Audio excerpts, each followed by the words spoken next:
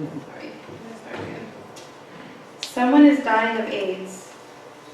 Ryan White is about to die or already gone. His death doesn't affect me as much as knowing he's taunted by other kids and expelled from school, or the interviews where he says he gets very lonely and misses his friends. Very lonely is a loneliness I don't want to imagine.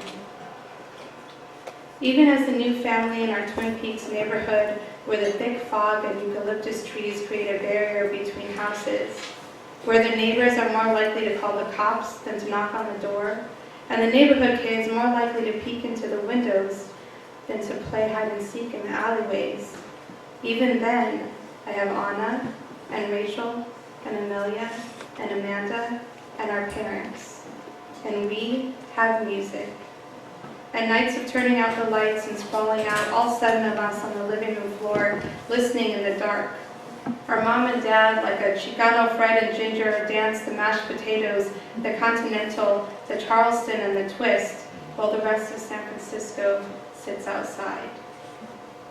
I am in the 4th grade when Barbra Streisand becomes mine. I am in a new school and there are so many rules to learn. How to stay in the costume with the popular girls at lunchtime instead of playing on the playground. How to do this even when my little sister cries in the yard below. Even when she stretches her tiny neck back and shouts my name. How to talk to the cutest boys and who's okay to kiss and who isn't. And how to not get AIDS.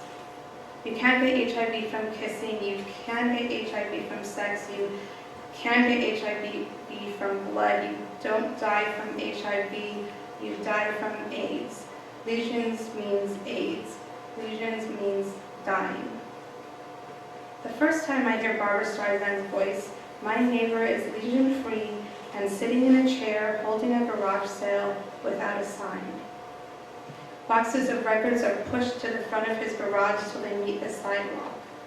I'm selling everything I own, he proclaims, and he sifts through his records and hands me a few. These are my favorites, he says, and suddenly I feel as if I'm the favored one. The neighbor is incredibly thin, a white man in his 40s, with medium brown hair barely visible on scalp. And he's not alone. He's there with another man.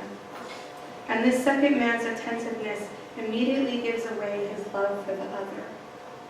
I notice something more than the neighbor's thinness, his balding head and weathered but joyful eyes.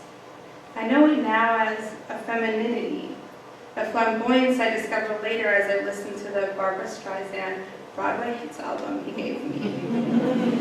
An album recorded in 1985 when she dropped her pop period and perm and created a project she fondly calls her labor of love. Barbra Streisand is not cool.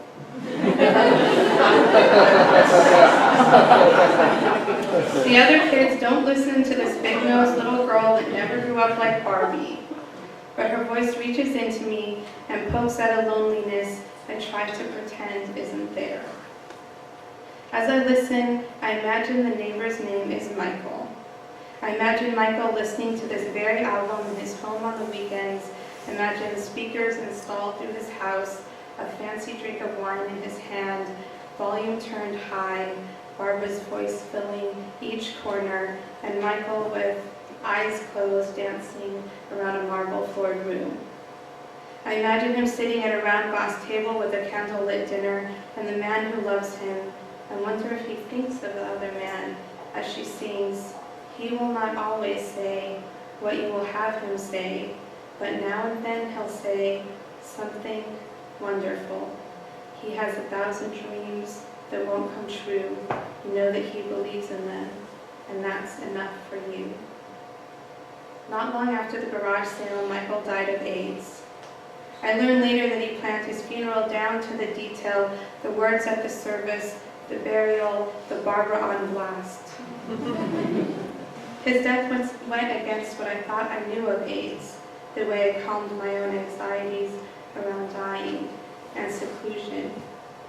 On the surface, Michael couldn't tell how disconnected I felt any more than I could tell he was dying. But it happens like this.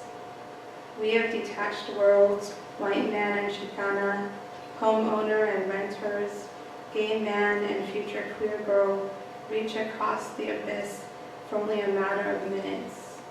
He dies of AIDS in 1991. The man he loves who loves him empties the house completely and moves away. My father dies in 1997, and my heart empties.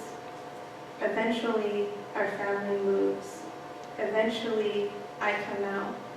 I find my own love, a woman. My heart fills.